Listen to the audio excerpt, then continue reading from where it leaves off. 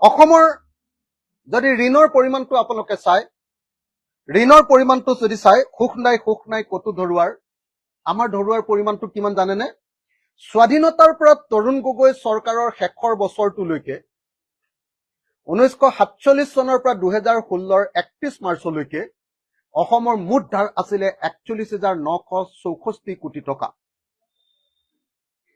সৰ্বানন্দ সোণোৱাল চৰকাৰৰ 5 বছৰ 2016ৰ পৰা 2021লৈকে 5 বছৰৰ ধাৰ হলগৈ 47,745 কোটি টকা। আৰু হিমন্ত বিশ্ব শৰ্মা চৰকাৰৰ 3 বছৰৰ, ইয়াৰ পাছৰখিনি লোৱাই নাই দেই আমি, 31 মাৰ্চলৈকে, 1 এপ্ৰিল 2021ৰ পৰা 31 মাৰ্চ 2024লৈকে 3 বছৰৰ ঢাল 61,191 কোটি টকা।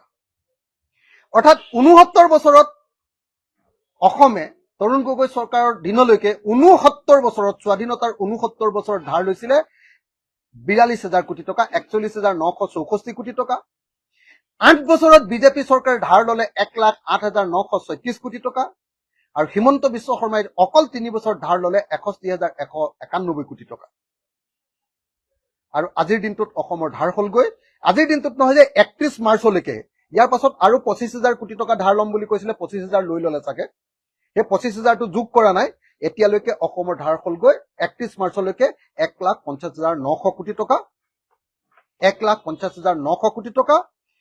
1,50,900 কোটি টকাৰ লগত বাজেটত কৈছিলে যে 25,000 কোটি টকাৰ ধাৰ ল'ম, 25,000 কোটি টকা যদি ধাৰ ললে 1,75,000 কোটি টকা ধাৰ হৈ গল। এতিয়া যদি ললে সেইটো মানে একদম 31 মাৰ্চৰ দিনাহে হিচাপটো ওলাই, কমপ্লিট হিচাপ। আৰু এইটো তথ্য মই ক'ৰ পৰা লৈছো? মই এই তথ্যটো লৈছো handbook of statistics on Indian state 2023-24ৰ পৰা।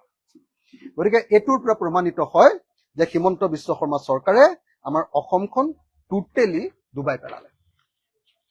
বিজেপি চৰকাৰৰ কাৰ্যকালত, মুঠ 8টা বছৰৰ কাৰ্যকালত অসমে ঋণৰ সুদ পৰিশোধ কৰিছে 42,061 কোটি টকা। অসমে ঋণৰ সুদ পৰিশোধ কৰিছে 42,061 কোটি টকা। হিমন্ত বিশ্ব শৰ্মাৰ 3 বছৰ কাৰ্যকালত মাৰিবলগীয়া হৈছে 22,410 কোটি টকা। আৰু সৰ্বানন্দ সোণোৱালৰ কাৰ্যকালত 5 বছৰত মাৰিবলগীয়া হৈছিলে 19,651 কোটি টকা।